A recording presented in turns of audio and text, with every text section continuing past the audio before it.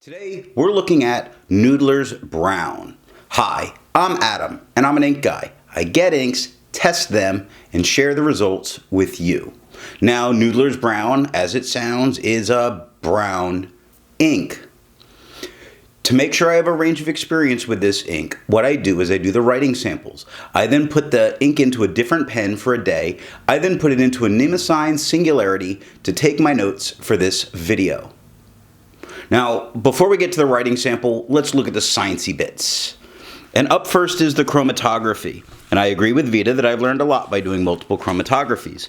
The one on the left is done the way it's supposed to be done. I put a line of ink down, immediately dunk it in the water for 10 to 15 seconds. And we see this brown, dark gray start pushing its way immediately up the page to where it gets to like this orange and red with a dark brown line at the very top.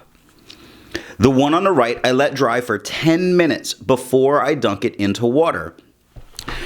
I then dunk it in for 10 to 15 seconds. What we see is a much thicker, much darker gray line at the bottom, which shows a little bit of water resilience. It pushes up with some of that gray into the oranges again, and that thin brown line at the top. It's quite interesting. Resistance tests are done to see how this ink can be expected to hold up on the page, and more importantly, how hard it might be to clean out of your pens. The swab is allowed to dry for 3 days before testing it. We see that the highlighter immediately feathers out. It spreads and it feathers, especially when you see the second H. That means this is not particularly a great ink to use in a note-taking situation where you might want to highlight.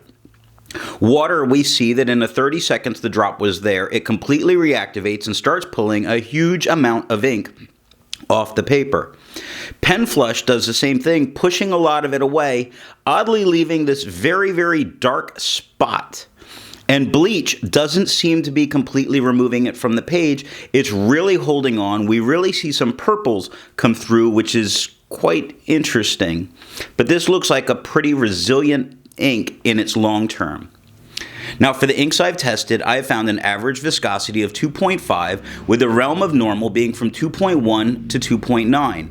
Noodlers Brown has a viscosity of 2.32, which makes it a very normal flowing ink. To get my average dry times, I use my writing samples of the extra fine and medium nib done on Clairefontaine, Tomoe River, and Rhodia paper. I average those 6. For the inks I've tested, I have found an average dry time of 17 seconds, with the realm of normal being from 13 to 21 seconds. Now, Noodlers Brown has an average dry time of 21 seconds, so it's still normal, although on the high side of normal. Now let's look at the writing sample. I got this ink in sample form, and to keep my writing samples consistent, I use a Jinhao 159 with a Goulet 1.1 stub. I use a Jinhao X450 with a Goulet medium, and a Jinhao X750 with a Goulet extra fine. Let's look at Clairefontaine. We get no bleeding and no ghosting. The 1.1 gives us no feather, no spread, no halo, no sheen, and no shade. It's a lovely dark brown, but no shading in it. The extra fine has no feather, no spread, no halo, no sheen, but we're getting shading with an extra fine nib. We get it in quick, we get it in lazy, we get it in dog, in over. It's easy to spot. 11 seconds to dry. The medium gives us no feather, no spread, no halo, no sheen, and definite shading the whole way through. It's like a milk chocolatey brown. But we get definite shading all the way through. 20 seconds to dry. The scrubby shows us that the extra fine's not going to have a ton of color variation. The medium is going to have a bit more. It shows right in the scrubby. And the smear, I don't know. I don't think you can recover this. I think it sits on the surface a little too long to recover. Not for a nice ink. Looking at the Tomoe River, of course we have no bleeding. Of course we have ghosting. The 1.1 gives us no feather, no spread, no halo, no sheen, and super dark brown. No shade. The extra fine gives us no feather, no spread, no halo, no sheen, no shade. 18 seconds, same tone of brown. The medium gives us no feather, no spread, no halo, no sheen, and if I ignore where my thumb is, no shade. 38 seconds. The scrubby shows us we're not going to get color variation here, and the smear shows us that we are not recovering what we wrote if we smear it. Now, rodeo paper shows us no bleeding and no ghosting.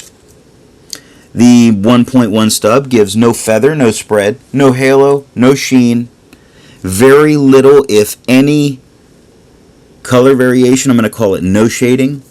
The extra fine gives no feather, no spread, no halo, no sheen, but color variation. We do get color variation. A lot of browns are good for this. We see it we see it in dry. It's just that it's very dark, being a wetter, extra fine nib. The medium, 14 seconds to dry. The medium gives us no feather, no spread, no halo, no sheen, a lot more color variation than we got with the extra fine. And 22 seconds to dry. And I'm thinking about this, and I'm thinking about how I need to sort of alter some of my notes. Looking at the scrubby, we see that there is going to be plenty of color variation.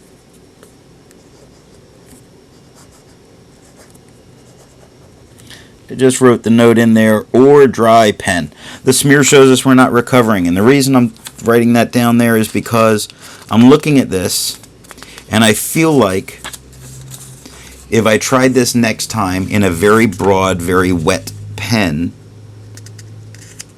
I might see some more color variation, but I happen to be writing in a very fine, very dry pen, and I'm getting a ton of color variation on my notes, and it's an entirely different brown than I have on the extra fine in the writing sample.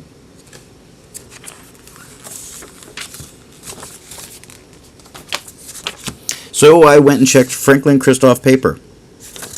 Franklin-Christoph paper gave us no bleeding, no ghosting. That 1.1 definitely has some spread. It has no feather, no halo, no sheen, no shade. The extra fine has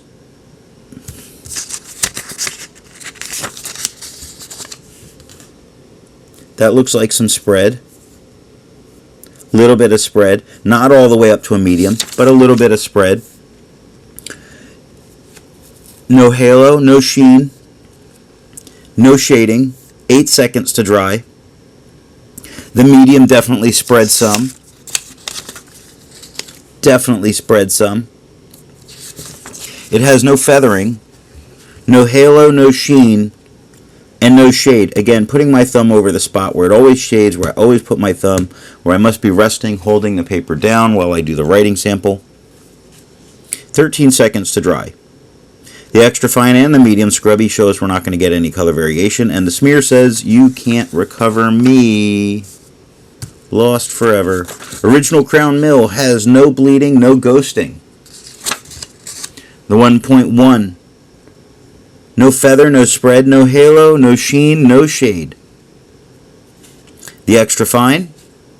No feather, no spread, no halo, no sheen, and no real shade. I say no real shade because there's spots for moments that look like they have shade. When the light catches it just right, it looks like there's a little bit of shading in dry. When the light catches it just right, it looks like the has a little bit of shading. 9 seconds to dry. The medium has no feather, no spread, no halo, no sheen, and no shade. Once again, ignoring the spot where my thumb goes over the paper, because that's the only spot where I see shading occurring. There's no shade on this. 15 seconds to dry. The scrubby for both the extra fine and the medium shows that we're not going to get any kind of color variation, and the smear says, you can't recover me. Hiding secrets. So that's all that I have for the writing sample.